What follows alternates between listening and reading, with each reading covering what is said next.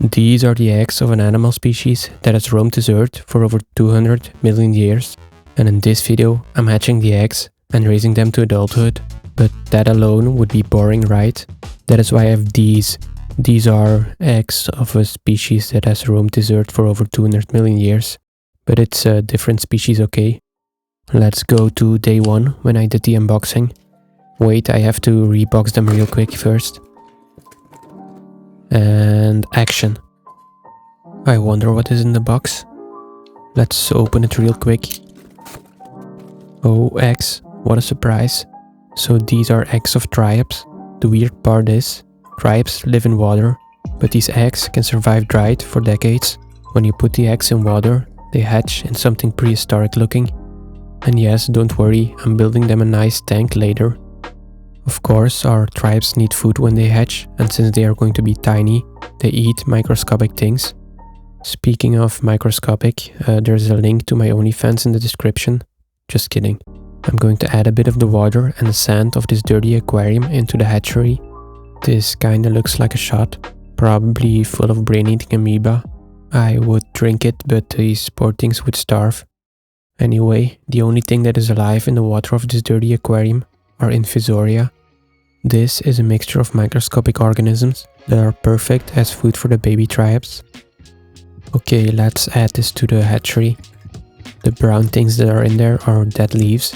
And if you're wondering why I'm making the water dirty, that is because in the wild, tribes live in dirty puddles, so I can't really do anything wrong here. Spoiler alert, I did something wrong. You'll see that later. I let the water heat up to 26 degrees Celsius. For the Americans, that's somewhere between 20 and 200 degrees Fahrenheit. So this contact with water will activate the eggs and will make them hatch. Just like in the wild, they wait for the rain to hatch, then they hatch, grow, lay eggs, and the puddle dries. The adults die and the eggs lay there waiting for the next rain. I had to wait 3 days for the first prehistoric beast to hatch. What the hell is this pathetic thing? Yeah, in the next 20 days they're going to get about 200 times bigger, so stay tuned for that.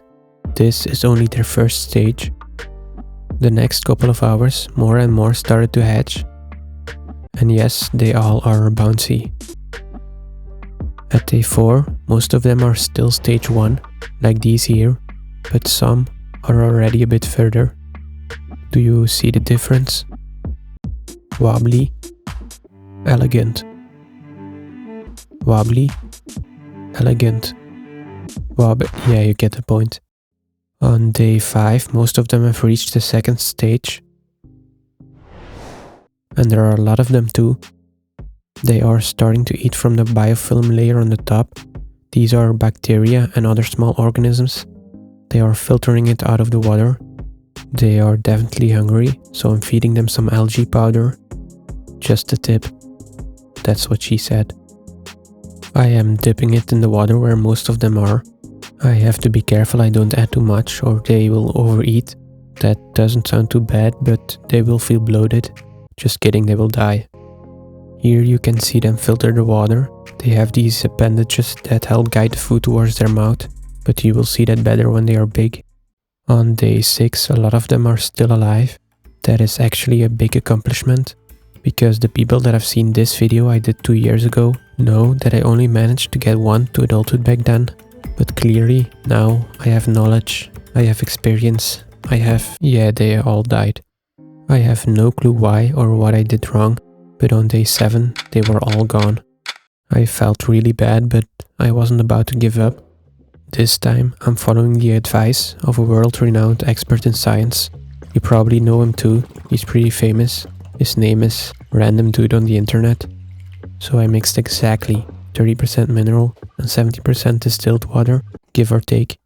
And I'm giving the baby some detritus as food. For those who are about to click off, don't. You are going to still see a prehistoric beast. This time it's working. No, I don't mean me. I'm a beast, but I'm not prehistoric. This time I'm using a heater to control the temperature more.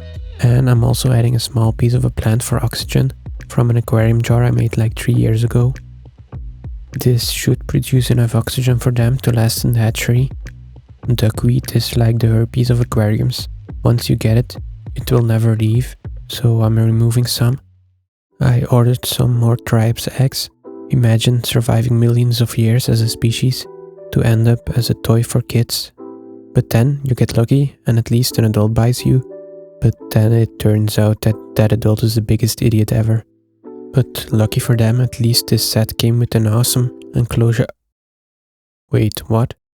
Maybe I can fix it? Yeah, no, get this thing out of here.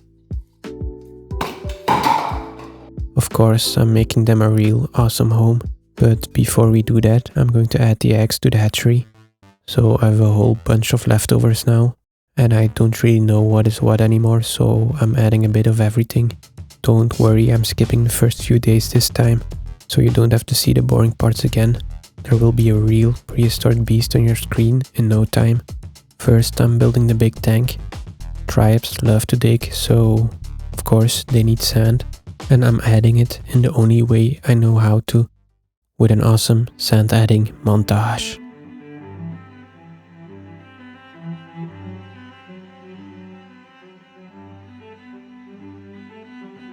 Yeah, that montage was definitely something. Of course, we also need some plants, and I bought some that came already attached to the wood. These are better than buying the wood and the plant separately, because I'm too lazy to attach them myself. In the meanwhile, we have a hatchling, and since this is a prehistoric beast, he needs a fitting name. This is Bob. He's growing fast, so I better hurry up with the aquarium. And since Bob is prehistoric, I'm also adding some rocks, because rocks are old, I guess. And lastly, another plant on a rock. And that's the aquarium done. Alright, water. I am using the same combination of mineral and distilled water as in the hatchery.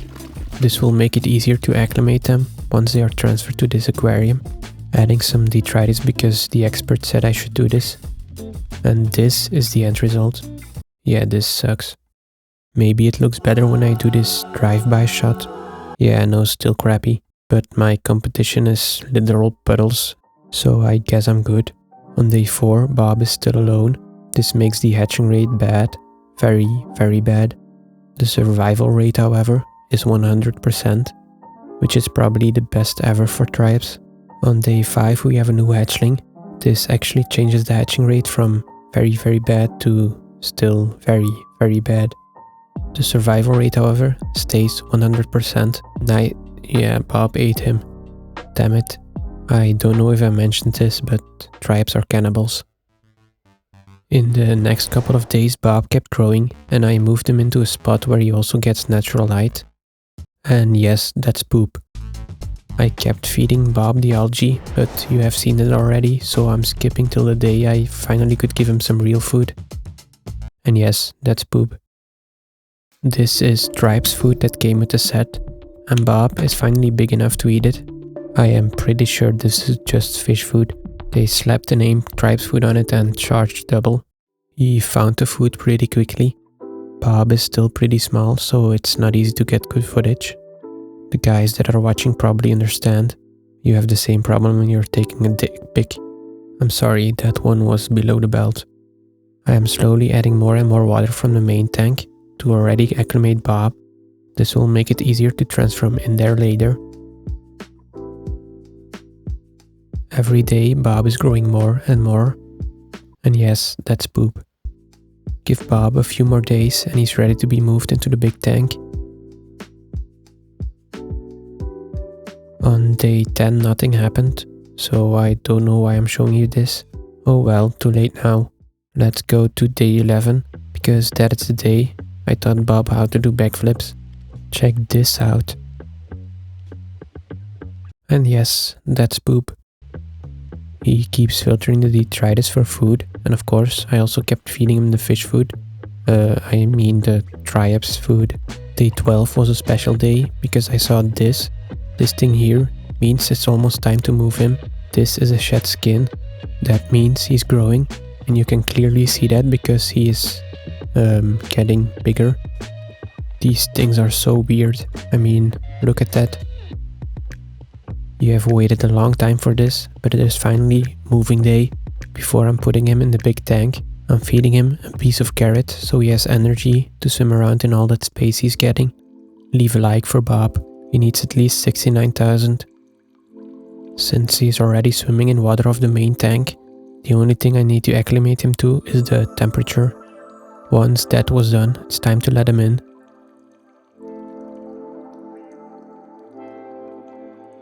There he goes. Let's see what he's going to do first. Filter the sand for food. Yup, sounds about right. Bob still has some growing to do, and he also still has a big surprise for us on day 20. So keep watching.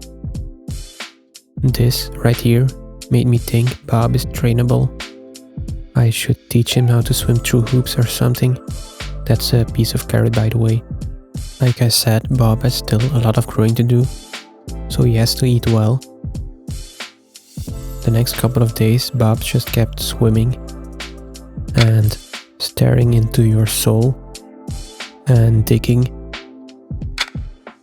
and shedding his skin. These were all normal things for tribes. What I didn't know, however, was that Bob was preparing something amazing. He was preparing the next generation. And yes, that's poop. Now, like always, don't click off, click on the video at the end screen instead. It will help me a lot. Thank you to all members, patrons and everyone that watched. And welcome to the new patrons.